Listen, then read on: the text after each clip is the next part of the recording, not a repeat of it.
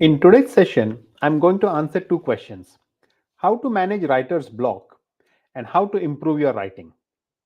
I hope you find this session interesting and engaging. Kindly share this session with your network so they can benefit from this. Thank you, and let's begin. What are some strategies for overcoming writer's block in academic writing, particularly for PhD students? Writer's block is something that everyone faces at some stage in their PhD journey. We need to understand why writer's block happens and then find a way to address that issue. In simple words, writer's block means you don't know what to write. You're thinking too much on what to write and you just cannot get started. This is how I understand what a writer's block is. So, my suggestion or strategy is to have a writing plan. You need to have this plan before you sit to write.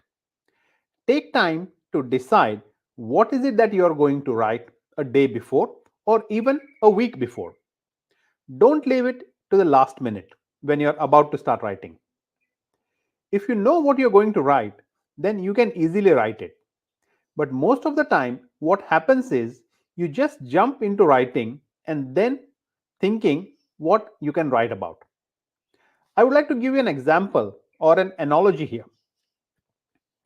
If you're going to build your house, you need to know how many bedrooms, how many bathrooms, or how many living areas will be there in your house, right? So, what do? You go to an architect to draw a plan for your house, and then you go to a builder and ask the builder to build it.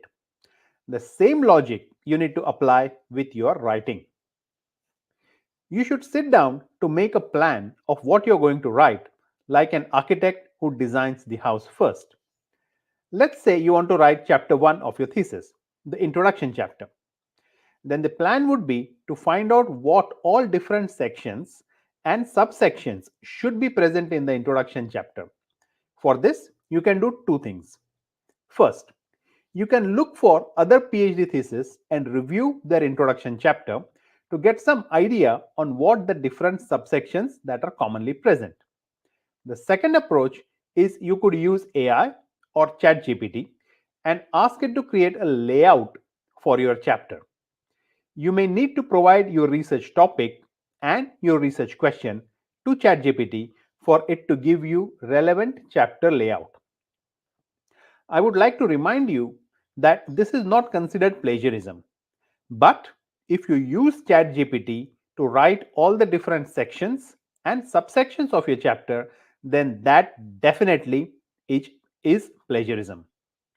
In my videos, I mention a strategy which I call as the questioning strategy.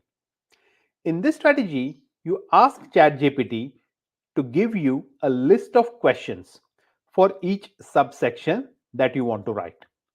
When you start answering these questions, you indirectly start writing that particular section. You can try this out, it is very powerful. I have a dedicated video on this topic and I'll put the link to that video in the video description. Do check out my other videos on this topic as well, as it will give you necessary prompts that you need to write to avoid writer's block.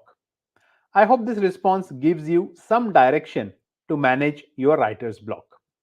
I have copied the links to some of the videos in this video description, so do check that out and enjoy researching.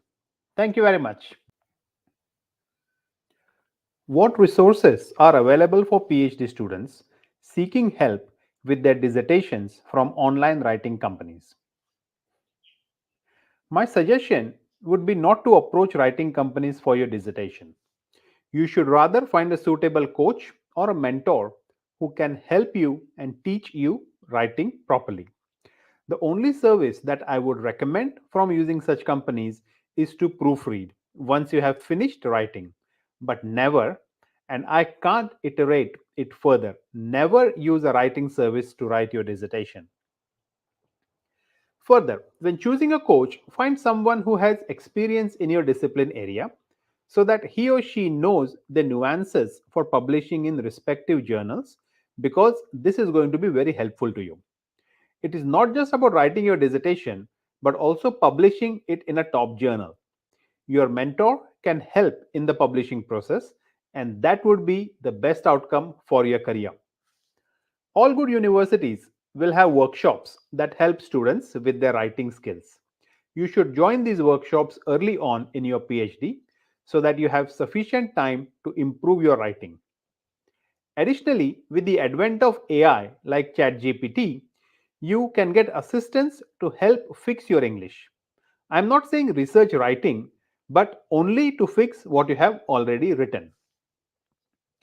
On most occasions, students from whom English is not their first language struggle with writing. However, what I have noticed lately is that such students write their thoughts in their preferred language and then use ChatGPT to help them to translate their ideas into English.